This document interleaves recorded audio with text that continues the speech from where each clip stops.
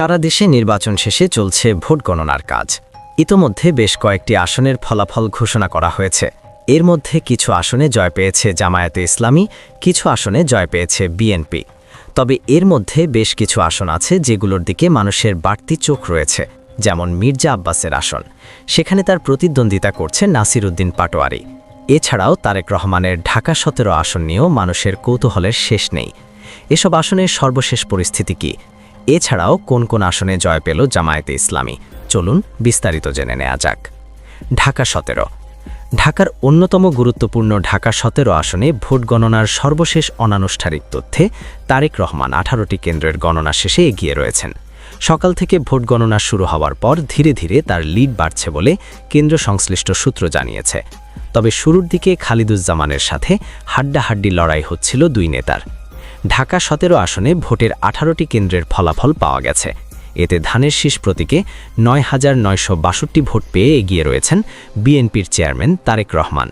তার নিকটতম প্রতিদ্বন্দ্বী দাঁড়িপাল্লা প্রতীকের বাংলাদেশ জামায়াতে ইসলামীর প্রার্থী ডাক্তার এস.এম. খালিদুজ্জামান পেয়েছেন ৯,২২৮ ভোট। ঢাকা ৮। এই আসনে মির্জা আব্বাসের সাথে সমানে সমান লড়াই করছেন এনসিপির নাসির উদ্দিন পাটোয়ারি। এখানে মির্জা আব্বাস নিজের আসনেও হেরেছে পাটোয়ারির কাছে।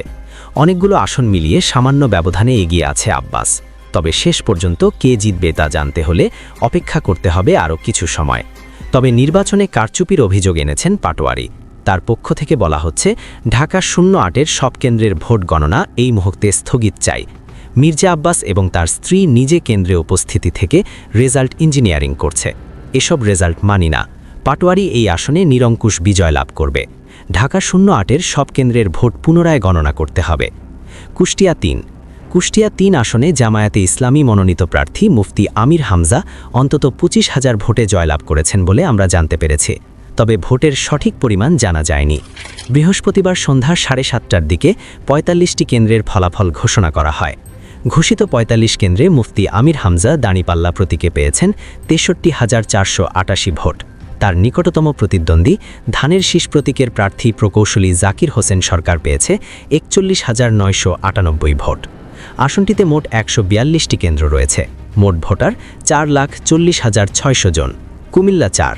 ত্রয়োদশ জাতীয় সংসদ নির্বাচনে কুমিল্লা 4 আসনে জামায়াতে ইসলামী নেতৃত্বাধীন 11 দলীয় জোটের মনোনীত প্রার্থী ও জাতীয় নাগরিক পার্টির দক্ষিণ অঞ্চলের মুখ্য সংগঠক হাসনাত আবদুল্লাহকে বেসরকারিভাবে বিজয়ী ঘোষণা করা হয়েছে। বৃহস্পতিবার রাত 8:35 বিষয়টি নিশ্চিত করেন সহকারী রিটার্নিং কর্মকর্তা ও দেবিদ্বার উপজেলা নির্বাহী কর্মকর্তা রাকিবুল ইসলাম। রাকিবুল ইসলাম বলেন, দেবিদ্বার আসনে 116টি ভোট কেন্দ্র রয়েছে। সবগুলো কেন্দ্রতেই হাসনাত আবদুল্লাহ বিজয়ী হয়েছেন। আমরা সব কেন্দ্রের ফলাফল একত্রিত করছি। ফলাফল বিবরণী দেখে তাকে বেসরকারিভাবে বিজয়ী ঘোষণা করা হয়েছে। পিরোজপুর 1। আমাদের প্রতিনিধি জানিয়েছেন, এই আসনে জয় পেয়েছেন দেলোয়ার হোসেন সাইদি পুত্র মাসুদ সাইদি, কিন্তু ভোটের পরিমাণ জানা যায়নি। ঘোষিত ফলাফলে জিয়াননগর উপজেলার 29টি কেন্দ্রের ফলাফলে দাঁড়িপাল্লা প্রতীকে মাসুদ সাইদি 33,774 ভোট পেয়েছেন। এছাড়াও নীলফামারীর 4টি আসনেই এগিয়ে রয়েছে জামায়াতে ইসলামের প্রার্থীরা। বৃহস্পতিবার রাত 8:30 পর্যন্ত ভোট গণনার পর এই তথ্য পাওয়া গেছে। নীলফামারী 1 আসনে 38টি কেন্দ্রের ফলাফলে 4,536 ভোটে এগিয়ে রয়েছে জামায়াতে ইসলামী মনোনীত প্রার্থী মাওলানা আব্দুস সাত্তার। নিকটতম প্রতিদ্বন্দ্বী খেজুরগাছ প্রতীকের মাওলানা মঞ্জুরুল ইসলাম আফেন্দি পেয়েছেন 30,169। নীলফামারী 2 আসনে 101 কেন্দ্রের ফলাফলে 8,045 ভোটে এগিয়ে রয়েছে জামায়াত মনোনীত প্রার্থী অ্যাডভোকেট আল ফারুক আব্দুল লতিফ। নিকটতম প্রতিদ্বন্দ্বী ধানের শীষ প্রতীকের সৈয়দ আলী পেয়েছেন 32,866। নীলফামারী 3 আসনের 75 কেন্দ্রের ফলাফলে 12,317 ভোটে এগিয়ে রয়েছে জামায়াত মনোনীত প্রার্থী ওবায়দুল্লাহ সালাফি। নিকটতম প্রতিদ্বন্দ্বী ধানের শীষ প্রতীকের সৈয়দ আলী পেয়েছেন 64,929। শেরপুর 1 আসনের 145টি ভোট কেন্দ্রের মধ্যে 32টি কেন্দ্রের ভোটে এগিয়ে আছেন জামায়াতের প্রার্থী রাশেদুল ইসলাম। তিনি পেয়েছেন 29,627 ভোট। বিএনপির প্রার্থী সানসিলা জেব্রিন প্রিয়াঙ্কা ধানের শীষ প্রতীকে 15,128 ভোট পেয়ে দ্বিতীয় অবস্থানে আছেন। অন্যদিকে বাগেরহাট 2 আসনের মোট 139টি ভোট কেন্দ্রের মধ্যে একটি কেন্দ্রের ফলাফল প্রকাশ করা হয়েছে। প্রাপ্ত ফলে জানা যায় জামায়াতের প্রার্থী এগিয়ে রয়েছেন। সব মিলিয়ে ত্রয়োদশ জাতীয় সংসদ নির্বাচনের প্রাথমিক ফলাফলে দেশের বিভিন্ন আসনে জামায়াতে ইসলামী নেতৃত্বাধীন 11 দলীয় জোটের প্রার্থীরা এগিয়ে রয়েছেন।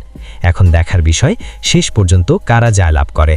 দর্শক, জামায়াত কি পারবে সরকার গঠন করতে? কমেন্ট বক্সে জানিয়ে দিন আপনার মতামত।